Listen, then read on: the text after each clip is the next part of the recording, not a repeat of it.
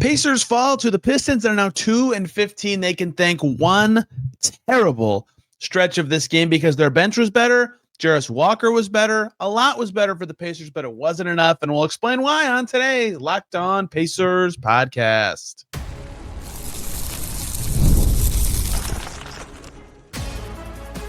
You are Locked On Pacers, your daily Indiana Pacers podcast, part of the Locked On Podcast Network, your team every day.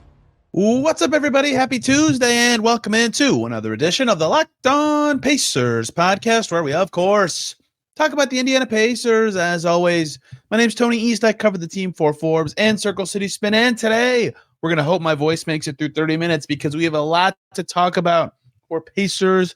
Pacers lose, Pistons win. That's how it'll be remembered.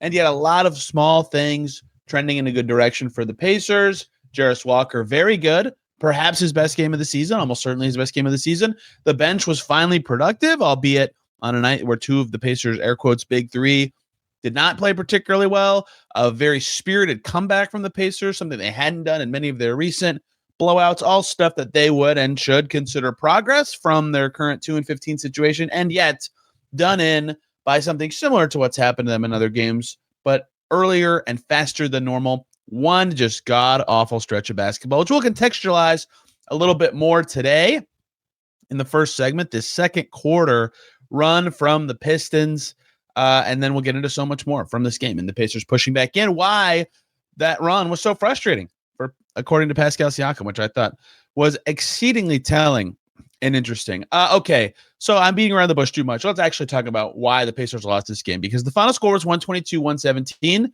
in favor of the Pistons. 5-point game, very close. Pacers, maybe not much. That seems like a stretch, but the better team from the second half, right? They were down nearly 20 at halftime, and they cut it to 3 and had a chance to tie it late.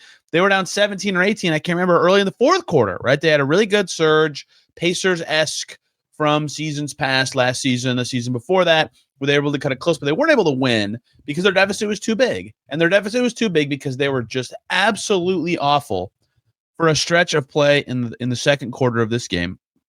It was 43-43, and the Pacers had done well to get it tied at that point. Jeremiah Robinson Earl just hit 2 threes. The bench was doing well, and it was 9 minutes and 2 seconds left on the clock in the second quarter. So 9 minutes till halftime, Pacers tied, with 3 minutes and 20 seconds to go until halftime. So less than 6 minutes later, 5 minutes and 42 seconds later, it was 68-49 Pistons, a 25-6 run in less than 6 minutes. 6 points in about 6 minutes for the Pacers. That's terrible. 25 points allowed in 6 minutes is absolutely awful. That's like almost 200 points in a game level of terrible. And we'll talk about their defense later. I have a couple notes about the Pacers defense, which was not very good in the first half at all. But that was what really cost them in this stretch. Reading the play-by-play game, reading the play-by-play possession by possession would be boring, but I believe in that stretch, only twice did the Pistons not score on a possession. And one was Jaden Ivey leaking out and missing a layup that he can make. So that stretch was almost worse. The other one was a Ron Holland 3 right before the end of that run. But every other possession for 6 minutes, someone on the Pistons scored. Isaiah Stewart starts it with the jump hook. But the other theme from this is all right at the basket. Javonte Green layup, 3 feet for Asar Thompson. Jalen Duren right at the basket. Asar Thompson from 1 foot away. Duncan Robinson from 1 foot away. Tobias Harris at the free throw line 3 times after a flagrant. Excuse me. Another one right in the paint from Thompson. More free throws for Duncan Robinson. Like they all were just right at the basket. And my notes from early in the game on their defense, after the Pacers had 2 early steals and looked good, was the Pistons were hot from deep, but they were getting wide open looks because they were getting deep in the paint, and they were getting there basically whenever they wanted, right? It was just an awful, awful half of defense for the Pacers. They had some very high highs in the second half on the defensive end, but some very low lows in the first half that bled out into this massively terrible run, 25-6. And this isn't fair because the game would go differently if it didn't happen this way, but that's a plus 19 for the Pistons, who won by 5. That means for the other 42 minutes of play in this game, the Pacers were better by double digits, right? They played well for a lot of this game, but they played absolutely terrible basketball for those 6 minutes. They were doing some subbing, but they couldn't stop anything for that stretch. This comes after a Cleveland game where it was not as pronounced, but in 7.5 minutes, their deficit went from 7 to 18, right? They give up a 10 more points added to their deficit very quickly.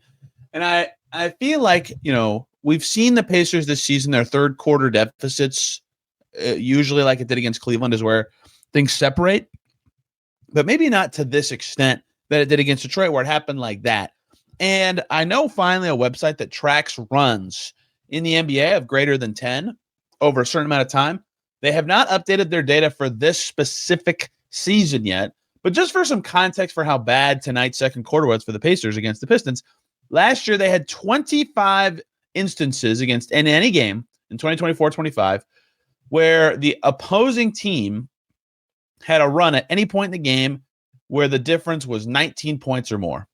And that they define a run as a certain amount of time across 12 minutes or less, I believe. Regardless, of those 25 runs, only one, when the Pacers were in Utah last year, a game they won, by the way, the Jazz went on a 22-2 run in 4 minutes and 20 seconds. That's the only 19-plus point run that happened faster than the one the Pistons did to the Pacers in this game. So not only was it really terrible defense, it happened so fast. It's so demoralizing. It's so hard to come out of. It changes the entire perception of the game, where for a while it looked like, oh, wow, the Pacers have a lot of stuff going their way. A lot of stuff that hasn't been going their way of late looks better tonight. Perhaps they could win this one, or at least keep it competitive. And they did keep it competitive, but they didn't really have a chance to win. They had a chance to tie it once, and they gave themselves this huge hole they dug out because they just were awful for 6 minutes. So they just have to find a way to get those out of the game. And we've seen these a million times. The Suns run was crazy. That one lasted more than a quarter, but really you could find it dramatically for a short amount of time. And you could find this for lots of games. The Raptors did it very fast. The Jazz did it very fast. They've got to find a way to get these out of their performances. I thought it has mostly been a third quarter thing, but this is proving that it is a run thing that can happen at any moment. And the Pacers have to reel it in. And so, one, it's just a problem to have that happen, right? 12-0 run from Detroit early. I believe it was 10-8 Pacers, then it was 20-10 Pistons. Very fast. The starters were behind. That doesn't happen very often for them, right? That's not something that this team can have. 12-5 Pistons run after the Pacers got it closer in the third quarter. They just kept happening over and over. And that is what the Pacers need to cut out of their performances, especially when, like I said, they were better than the Pistons for large chunks of this game, but they were so much worse for brief chunks. And that's why I think Pascal Siakam's quote after the game was so telling, because he puts out his own content, which I really enjoy. And he just did one a few days ago after the Cavs game, but before this game, where he talked about how the current point in the Pacers season, he didn't say this. I'll set up the scene and then I'll use Siakam's quote. Currently they're very injured. They've had a pretty good amount of clutch/close games. They've shown some fight, but they've also been completely blasted in many games, and they're 2-15. It's hard. Losing this much is hard. In the context, everybody knows why. They're very hurt, and they know they're going to be great next year, so they have to be patient. And Siakam was talking in the video about how he's learning about patience and having grace for himself and his teammates, because he knows this season's going to be harder. Winning is so central to him that this is like a new thing for him. And so I asked him about that after the game, and in the context of like how it made him feel about losing, but also the comeback. And he said about Pacers Pistons, comebacks like this one, where they're really good in the second half and they actually fight and they get close, make these kind of games actually harder in some ways, because he saw for several minutes that the Pacers can do it. They can play at a level that is better than the best team in the East right now for long stretches. He knows it's in there.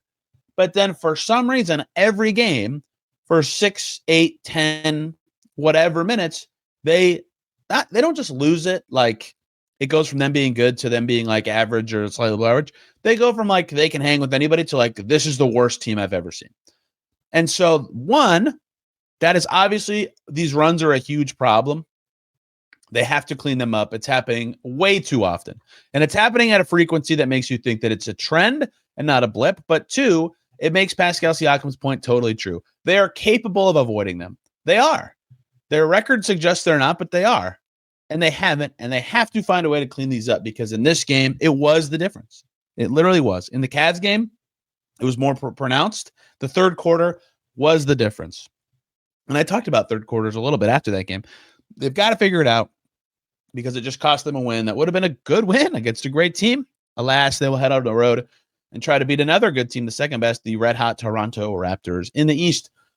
So many good things we could have talked about. The bench, Jarace Walker will open the notebook. A lot to get to still from Pacers Pistons on today's Locked On Pacers. But first, everybody, let me tell you about two great groups of people. First up is Robinhood. Nobody knows your money goals better than you. Robinhood puts you in control of your money with tools that work as hard as you do. Locking in on every opening, beating your PR, beating it again. Channel that drive into your money.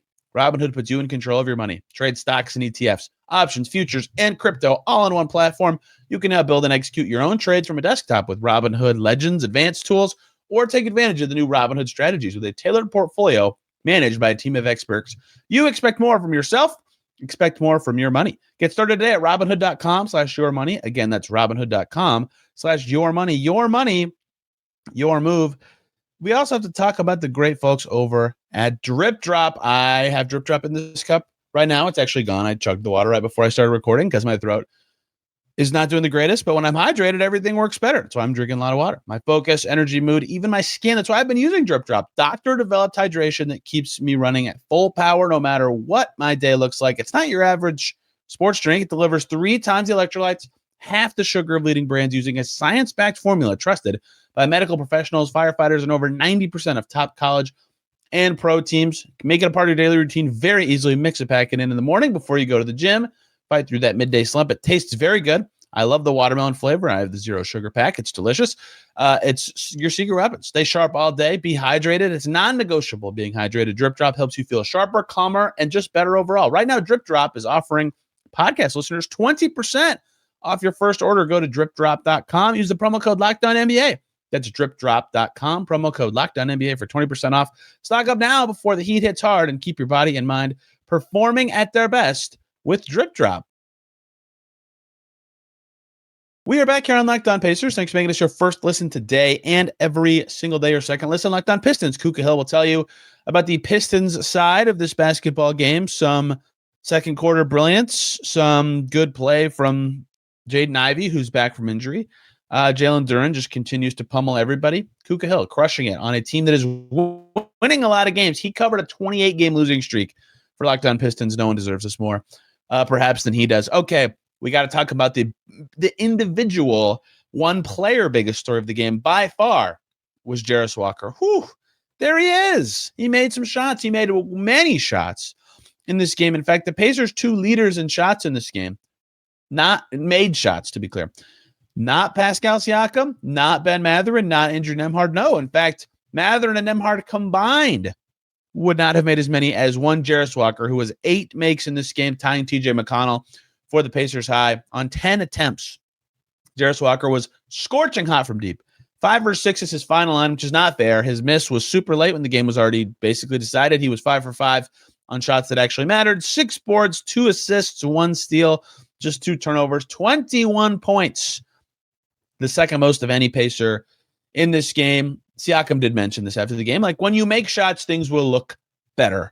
And I think that is, of course, part of this. Jarace Walker made shots that looks better. Will Furr and I were talking about how bad his shooting percentage is yesterday. We also talked about him finding a consistent role. That's happening for him. He's been in the same spot on the bench with the same group for many games in a row now. That's good news for him, and his consistency is figuring out that kind of thing.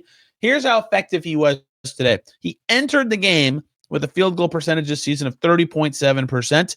It is now 33.5%, so basically a 3% rise. He entered this game with a 3-point percentage this season, 28.2%. That is now 32.1%, nearly a 4% rise in his 3-point percentage, all from one game. I suspect that will happen eventually to Robinson Earl, to Ben Shepherd, to Garrison Matthews, to many guys. Maybe not to this extent, but he was on fire. So one, that's good, right? Good shooting game from Jarace that kept him on the floor. He was more effective in that way. But this game isn't just like, oh, shots go in. Good job, Jarace, making shots. He did a lot more good stuff. Obviously, the rebounding is important. I think the thing that got the most attention post-game that was very obvious was the way he attacked the basket. 3 for 4 on twos. That's good. I have talked so much about his drives this season. The thing that bothers me the most on his drives is it feels like he gives up his dribble, one dribble too soon. Even if that dribble would be, I always say toward the rim, like try to get closer to the basket. It's not like he can just always do that, but it's always felt like one more dribble would either get him somewhere where a passing angle is open, somewhere where there's space, somewhere where he can take this fadeaway that he shoots over smaller defenders for some reason, at least from a more comfortable position. And instead he's burping up floaters that's not great for him, or fadeaways he shouldn't be taking. In this game, all of his drives and all of his dribbles were very, very successful and very calculated. And Pascal Siakam made that a point post-game when he was asked about Jarace Walker. He said, I thought his process was very good. I told him after the game I could count the number of dribbles he had. He kept the game simple. And I thought that was true. It's not like I think Jarace dribbled more than Pascal is saying, but he like actually was, concise and, intentional was the word Walker himself used. No hesitancy drives to the basket. And he found the lanes to make that happen without running through somebody, without taking an ill-advised shot or anything like that. Now, again, he made the shots. He was 3 for 4 on twos and made a bunch of threes. But by the way, making the threes is what allowed him to have the space to do these kind of things with defenders closing out on him in a different way. So that was noteworthy. Carlisle also pointed to some ball handling things for Walker, straight line drives. And of course, making his shot meant those straight lines could come at various angles that still would be productive because his defenders flying at him. But that was also huge, that he had successful drives that got all the way to the cup and not some shots that are like, fine, he can make them, but maybe not the most thrilling shot ever if you're the Pacers. That's all great. This is stuff they need to see Jarace Walker keep doing. The threes are not going to fall at this rate. Hardly ever. But continuing to drive that successfully can happen more often. That's a process thing. Every time we ask Rick Carlisle about Jarace Walker, granted, some of this is because the stats aren't very good, he goes away from the stats and talks about process. And that's why I asked about process today. What did he see in that way? Because, of course, the shots went in, but that's why I think him talking about drives was so noteworthy and telling. Walker, of course, deserved to be upbeat post-game. It was his best game of the season. The Pacers need this to happen more often. They just do, right? They had a lot. He had not been playing well for a while. I think something made him more comfortable in this game. Whatever it was, the Pacers need to try to find a way to discover it and harness it, because his development is obviously very important. And this is in him. This kind of goes back to what Siakam says. Obviously, player performance can fluctuate a little bit more than team performance. But you'd hope when you see a game like this from Walker that he can do some semblance of this every game. And it felt like before their dreadful road trip they went on 2-3 weeks ago, whatever, the Pacers were, and Siakam and Walker were, playing at a pretty decent enough level, right? He had that game in Dallas where he was quite good, maybe his best stretch of the season before this one. The Pacers were losing by 3 or by a last shot, whatever. Then the road trip happened and Walker was terrible and the Pacers got blasted every game. And it's like, wait, you're capable of more. We all know this. And Walker's finally showing it the last few games, although on low volume the last couple.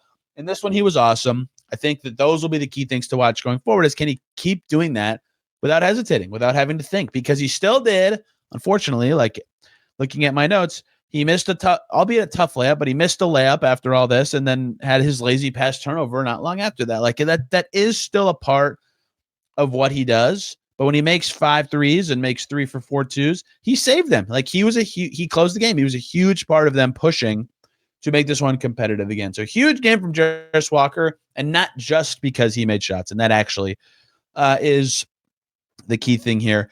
The bench in general, I mean, if they got this performance from the bench against Cleveland, they win. They beat the Cavs, right? Their bench was that good tonight. Jarace, of course, a huge part of that. He had 21 points. He was their leader of the second unit. But I just talked about this after the Cavs game and wrote it. The Pacers need 1-2 guys to step up to support the Nembhard, Siakam, Mathurin trio. And instead, Nembhard was 4 for 14 for 12 points, and Mathurin was 3 for 13 for 14 points. And everybody else did step up and were quite good, right? Jarace Walker was, like I said, fantastic. He did so many things well. The Pacers won his minutes by 8. Jay Huff, 3 for 5 from deep on his way to 11 points and 3 rebounds. Jeremiah Robinson Earl, he also finally made shots. 10 points for him is a season high. He made 4 shots and 2 threes in a row. His 3-point percentage continuing to climb. T.J. McConnell was 8 for 12 with 5 assists and 3 steals. He was terrific. He was the reason I think the bench was so good. I think 2 days off did him wonders, right? If you listened to Will Fern, I talked about him yesterday. I mentioned that I had a theory that working back from the injury was not like a done thing for him, and he still kind of was. 2 days off, you could tell he was more spry because he was able to get more space to take some shots that are his kind of shots, the reverse layups under the basket. He hit a tough shot over a taller defender in the lane. Like, he was 8 for 10 on twos. He was just very McConnell, and he got a McConnell in the backcourt. I think that was the first time he's done it this season. Shepard's done it a few times. Those are generally good signs of his ability to, be himself and play well. He played 22 and a half minutes. That's probably like the top amount the Pacers should want to play him this year, but he was awesome. And the bench in general was really good. Really, really good. That has not happened in a while for the Pacers. We just talked to TJ about this in Cleveland. He called the second unit inconsistent. That is true. They have had the same, mostly at least, players, plus or minus a Garrison Matthews here, plus or minus some center rotation shifts there, for several games in a row now. And I think that's helping everybody. Everybody's just in the same seat on the bus every game. They know what to do. They know what's expected of them. They know how to do it. And TJ McConnell has been huge in that happening, and that he's probing, he's getting in the lane, he's a threat on the offensive end. So the bench was really good. Jarace Walker was a huge part of that. The Pacers need that to stick. Okay, let's empty the notebook. Shepherd Island. Oh boy. Mathurin's game against Ivy. Andrew Nembhard did not make stuff. The end of the game, dramatic. A no call that's not going to get talked about that much. It was interesting. And so much more to close out today's Locked On Pacers. But first, everybody, got to tell you guys about Game Time. Basketball season is here. Nothing beats being in the arena for those opening games. But let's be real. Getting tickets can be a total headache between waiting in queues, surprise fees, and prices that jump right before checkout. It's easy to get frustrated. All you want to do is cheer on your favorite team. That's where Game Time comes in, the app that gives fans the advantage. It's your ultimate life hack for scoring amazing NBA tickets fast, easy, and stress-free. You can use the app to grab tickets for Pacers Wizards on Friday or any other games coming up in the future. You'll have your great seat in minutes. The price you see is what you pay. There's no hidden fees. You'll see exactly what your view in the arena is going to look like. They have zone deals that are super helpful. You just pick the section and Game Time picks the seats to help you save big. You can even find tickets for under $25. So take the guesswork out of buying NBA tickets with Game Time. Download the Game Time app, create an account, use the code LOCKEDONNBA for $20 off your first purchase. Terms apply. That's code LOCKEDONNBA for $20 off. Swipe, tap, ticket, go. And we're back here on Locked On Pacers. Thanks for making us your first listen today and every single day. I would say make Locked On Kings your second listen, but Matt George is on vacation. Good job, Matt George. I'm very happy for you. But the Kings have won 2 in a row with Keegan Murray back in the lineup against the Wolves and the Nuggets. Good teams, good for the Kings. But listen to Locked On Wolves, who have collapsed dramatically in Phoenix and in Sacramento twice in a row now. Yikes. Minnesota, yikes. Can't be doing that. Okay. Whew. Lots more to get to from this game. We hit all the high notes. Jarace was better. The bench was better. The run was killer. The emotions are there. Let's start with some other just general player notes that I want to get to. Starting with Ben Mathurin, who this was his first game under 20 points all season. 3 for 13 obviously contributes there. He did a great job getting to the line still. 8 free throws. He actually still, in a 3 for 13 game, had more points than shots. Back in the old days of Mathurin's first and second season, when I was doing all the studies about how good players with his free throw rate as a rookie turn out to be, Dave Searle and I were talking about him, and that was one of the best, and still is, one of the best Mathurinisms, is that while his shot itself efficiency kind of has come and gone in his career, most of his individual games, his true shooting percentage or his points per shot remain pretty high or have a high floor, because even if he misses a bunch of shots, he can get in the line a bunch regardless. He missed more than normal. Him and Jaden Ivey had that thing. It was very funny to see Ivey come in the game and Mathurin immediately switch to be guarding him. In this game, he cut right past him for a basket early, and he guarded him pretty well, but he started over 3. He never really got rolling in this game. I don't even know if it was necessarily anything the Pistons did. He just wasn't making anything, and he had a poor half to close in Cleveland too, so a little bit of a down stretch for Mathurin here. He obviously is very capable of turning it around, and him specifically being back in the lineup has tremendously changed things for the Pacers, who are actually potent on offense all the time. But his worst game of the season. Andrew Nembhard also struggled with some things in this game. We already talked about him a little bit earlier, but he was 4 for 14 in this one. 6 assists is good. 4 steals is good. They put him on Cade again. You saw their shift in his role, because Rick Carlisle talked last game about trying to peel some of that away. He was being guarded by Asar Thompson. So in the second half, they had like Siakam at one possession, Mathurin a few times, a lot of Ben Shepherd actually take the ball across half court and initiate, because he was, he's guarding Cade and being guarded by Asar Thompson. The fact that they couldn't switch off of those matchups says a lot about the state of the Pacers and a lot about the state of Andrew Nembhard in that he's getting that kind of defensive attention and giving it. That's very challenging, but 4 for 14 for him in this game. I think they need to figure out a way to make his life a little bit easier, but he had a gorgeous lefty finish in this game. The Pacers were actually able to get McConnell and Nembhard with the starters with Tony Bradley at the 5. The foul trouble made that the case. I think they'd like that to be Jay Huff. But still, I think that was a noteworthy, interesting group. Tony Bradley playing about 6 minutes in this game, but Asar really took him out of it, right? And the Pacers couldn't take him off the Cade, which really, really hurt them in this game. Ben Shepherd, the 5th starter, 0 for 3, all from 3. No other productive stats. 23 minutes. He played less than Jarace, as he should have. He didn't close. I'm on Shepherd Island. The raft is there for me. The pieces are there to build it. I'm not going to build it yet. But he is not playing well. He's just not playing well. And, I keep saying, what is the number of missed shots that offsets any good things that you do as a player? Well, he didn't have as many good moments in this game. I think he would admit that. He's just got to make something. People are reacting to his shots now in a way that is alarming. He's got to do something there.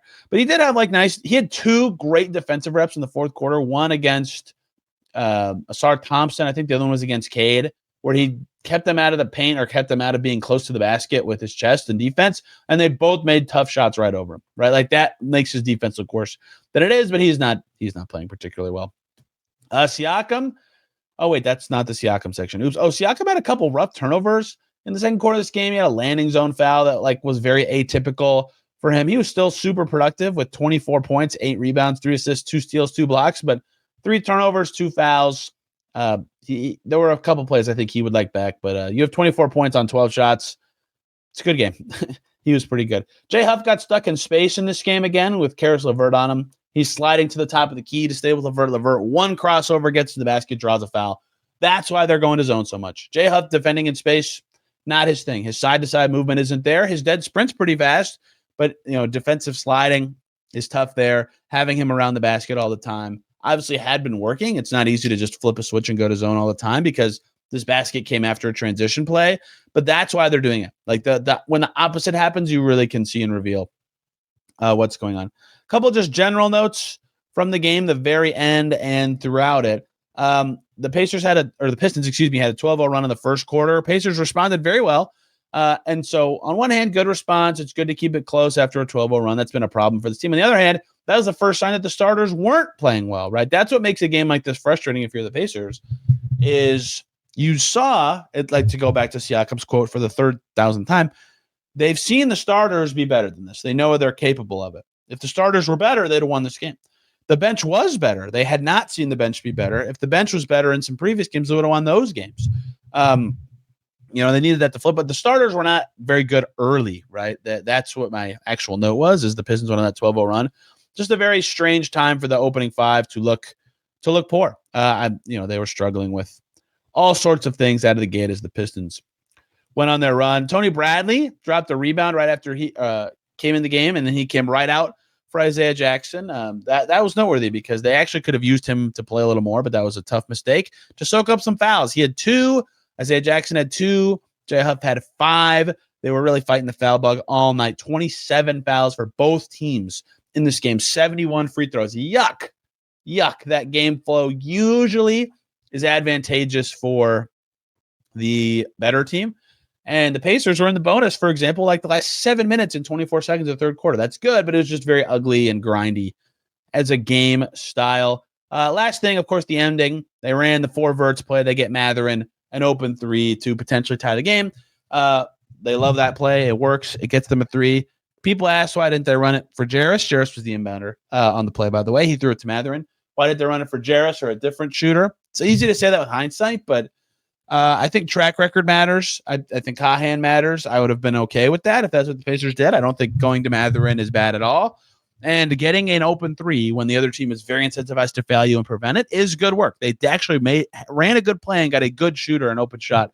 I don't have much to say about them making a change there. It just didn't go in. After that shot, it's bouncing out of bounds. Siakam is going to get the rebound. It's right in front of him. He gets tripped by a Pistons player. No call. I was very surprised by that in a game with 71 free throws and 54 fouls that the whistle was swallowed on that one. That effectively ended the game. The Pistons got two free throws. The Pacers did not lose because of the refs. They lost because they had a dreadful stretch in the second quarter.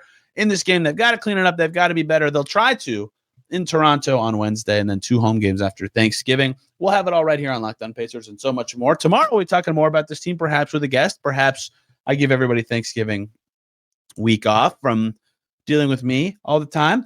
Thank you guys so much for listening today. Apologies for my scratchy voice. You can find me on social media at Tony R. East and this podcast on many platforms at Locked On Pacers. Thank you all so much for listening today. Back tomorrow talking more about the Pacers. Till then, everybody, have a wonderful day.